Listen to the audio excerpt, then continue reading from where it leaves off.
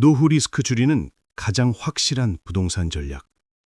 60대 초반의 김 사장은 병원 침대에 누워 있었습니다. 갑작스러운 뇌졸중이었습니다. 다행히 큰 후유증은 없었지만 그날 밤 그는 깨달았습니다. 자신이 쓰러지면 가족은 어떻게 살아갈까? 연금만으로는 부족했고 저축도 넉넉하지 않았습니다. 유일한 재산은 강남에 있는 아파트 한 채였습니다. 그런데 문제가 있었습니다. 그 집을 팔면 살 곳이 없었습니다. 김 사장은 그제야 후회했습니다. 젊었을 때 더 현명한 선택을 했어야 했다고, 부동산으로 노후를 준비했어야 했다고. 하지만 이미 늦었습니다. 병원비는 계속 나가고 수입은 끊겼고 미래는 불안했습니다. 이것은 김 사장만의 이야기가 아닙니다. 수많은 분들이 비슷한 고민을 하고 계십니다. 오늘은 노후 리스크를 줄이는 가장 확실한 부동산 전략에 대해 말씀드리겠습니다. 한 채로는 부족하다. 50대 후반의 박 부장은 서울에 아파트 한 채를 갖고 있었습니다. 시세가 10억이 넘었습니다. 박 부장은 안심했습니다. 이 집 하나면 노후는 걱정 없다고 생각했습니다. 필요하면 팔아서 지방으로 내려가면 된다고 믿었습니다. 그런데 정작 퇴직하고 나니 문제가 생겼습니다. 집을 팔고 싶었지만 망설여졌습니다. 팔면 당장 살 곳이 없었습니다. 지방으로 내려가자니 자식들이 서울에 있었습니다. 손주들도 자주 보고 싶었습니다. 병원도 서울이 좋았습니다. 결국 박 부장은 집을 팔지 못했습니다. 대신 연금으로 생활했습니다. 하지만 연금만으로는 부족했습니다. 물가는 계속 올랐고 병원비도 만만치 않았습니다. 10억짜리 집에 살면서도 가난했습니다. 집은 있지만 돈은 없는 이상한 상황이었습니다. 박 부장은 후회했습니다. 한 채가 아니라 두 채를 가져야 했다고. 하나는 살 집, 하나는 수익용 집. 그랬다면 한 채에서 나오는 월세로 생활할 수 있었을 것입니다. 하지만 이미 늦었습니다. 지금은 집값도 너무 올라서 추가로 살 여력이 없었습니다. 60대 중반의 이 여사는 달랐습니다. 그녀는 젊었을 때 작은 빌라 두 채를 샀습니다. 하나는 자신이 살고 하나는 세를 놓았습니다. 월세가 매달 100만 원씩 들어왔습니다. 적은 돈이었지만 꾸준했습니다. 세월이 흘렀습니다. 이 여사는 은퇴했고 소득이 끊겼습니다. 하지만 월세는 계속 들어왔습니다. 연금과 월세를 합치니 생활하기에 충분했습니다. 이 여사는 안정적인 노후를 보낼 수 있었습니다. 박 부장과 이 여사의 차이는 무엇이었을까요? 부동산을 바라보는 관점이 달랐습니다. 박 부장은 집을 사는 곳으로만 생각했지만 이 여사는 집을 수익의 원천으로 봤습니다. 그런데 더 중요한 진실이 있었습니다. 위치가 운명을 결정한다. 50대 중반의 정 과장은 10년 전 결정을 내렸습니다. 서울에서 조금 떨어진 곳에 큰 집을 살 것인가, 서울 안에서 작은 집을 살 것인가. 정 과장은 큰 집을 택했습니다. 경기도 외곽에 30평대 아파트를 샀습니다. 넓었고 쾌적했고 만족스러웠습니다. 같은 시기 동료인 최 과장은 다른 선택을 했습니다. 서울 변두리에 작은 투룸을 샀습니다. 좁았고 불편했지만 서울이었습니다. 정 과장은 최 과장을 안타깝게 봤습니다. 같은 돈으로 이렇게 작은 집을 사다니. 10년이 흘렀습니다. 정 과장의 집값은 조금 올랐습니다. 4억에서 5억이 되었습니다. 나쁘지 않았습니다. 하지만 최 과장의 집은 달랐습니다. 3억에서 9억이 되었습니다. 3배가 올랐습니다. 정 과장은 충격을 받았습니다. 같은 시기에 샀는데 결과가 이렇게 다를 수 있다니. 차이는 위치였습니다. 서울과 경기도, 그 작은 차이가 운명을 갈랐습니다. 더 큰 문제는 따로 있었습니다. 정 과장은 이제 서울로 다시 들어올 수 없었습니다. 자신의 집을 팔아도 서울에 작은 집 하나 사기 어려웠습니다. 격차가 너무 벌어진 것입니다. 정 과장은 평생 경기도에 묶여 살아야 했습니다.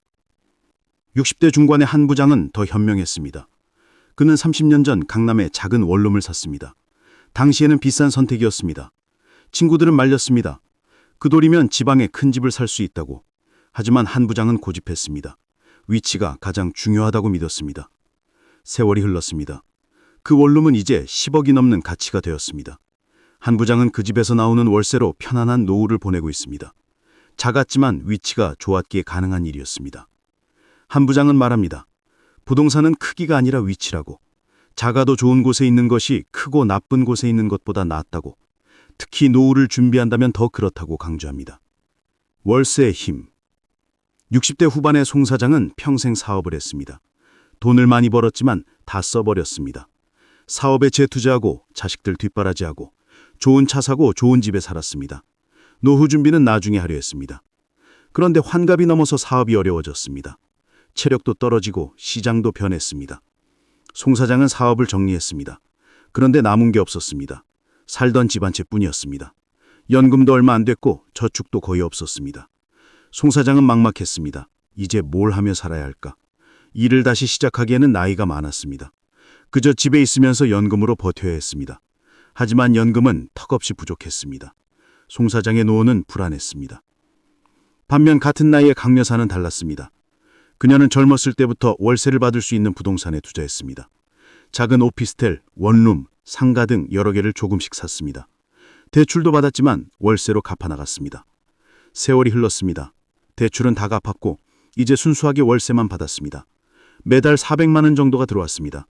강 여사는 일하지 않아도 됐습니다. 월세가 자동으로 들어왔기 때문입니다. 강 여사는 여유로운 노후를 보냈습니다.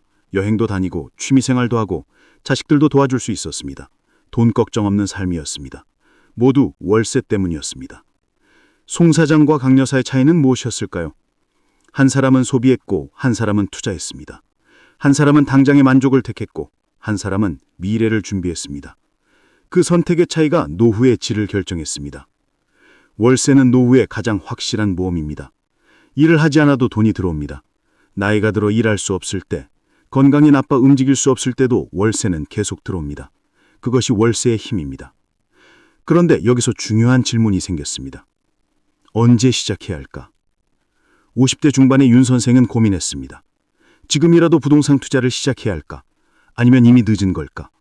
주변 사람들은 말했습니다. 지금 집값이 너무 호있다고 조금 기다렸다가 사라고 했습니다. 윤 선생도 그렇게 생각했습니다. 그런데 1년이 지났습니다. 집값은 떨어지지 않았습니다. 오히려 더 올랐습니다. 윤 선생은 또 기다렸습니다. 이번엔 정말 떨어질 거라고 믿었습니다. 하지만 2년이 지나도 떨어지지 않았습니다. 3년 후 윤 선생은 깨달았습니다. 기다린다고 해서 좋은 기회가 오는 게 아니라는 걸요. 오히려 기회를 놓쳤습니다. 3년 전에 샀다면 지금쯤 집값이 많이 올랐을 것입니다. 윤 선생은 후회했습니다. 60대 중반의 조 부장은 달랐습니다. 그는 50대 중반에 결심했습니다. 늦었지만 지금이라도 시작하자고. 작은 원룸 하나를 샀습니다. 대출을 받았지만 월세로 갚아나갔습니다. 5년이 지났습니다. 대출은 많이 줄었고 집값은 올랐습니다. 조 부장은 만족했습니다. 늦게라도 시작하길 잘했다고 생각했습니다. 만약 기다렸다면 아무것도 못했을 것입니다. 조 부장은 말합니다. 부동산 투자에 늦은 나이는 없다고. 중요한 것은 지금 시작하는 것이라고. 기다리면 기회는 오지 않는다고. 지금 당장 할 수 있는 것부터 하라고 조언합니다. 70대 중반의 황 사장도 같은 말을 합니다. 자신은 60이 넘어서 작은 상가를 샀다고 합니다. 사람들은 그 나이에 무슨 투자냐며 말렸습니다. 하지만 황 사장은 했습니다. 10년 후를 위해서라도 해야 한다고 생각했습니다. 지금 황 사장은 그 상가에서 나오는 월세로 생활하고 있습니다. 비록 늦게 시작했지만 시작했기에 가능한 일이었습니다. 황 사장은 말합니다. 늦었다고 생각할 때가 가장 빠른 때라고. 레버리지의 양날. 50대 중반의 문 과장은 대출을 두려워했습니다. 평생 빚 없이 살았습니다. 남에게 돈을 빌린다는 것이 불편했습니다. 그래서 부동산 투자도 현금으로만 하려 했습니다. 하지만 문제가 있었습니다. 현금이 부족했습니다. 문 과장이 가진 돈으로는 변두리의 작은 빌라 하나밖에 살 수 없었습니다. 그것도 망설여졌습니다. 전 재산을 쏟아붓는 것이 두려웠습니다. 결국 문 과장은 아무것도 못했습니다. 돈은 은행에 넣어뒀고 이자만 받았습니다. 안전했지만 늘어나지도 않았습니다. 반면 동료인 신 과장은 달랐습니다. 그는 대출을 적격 활용했습니다.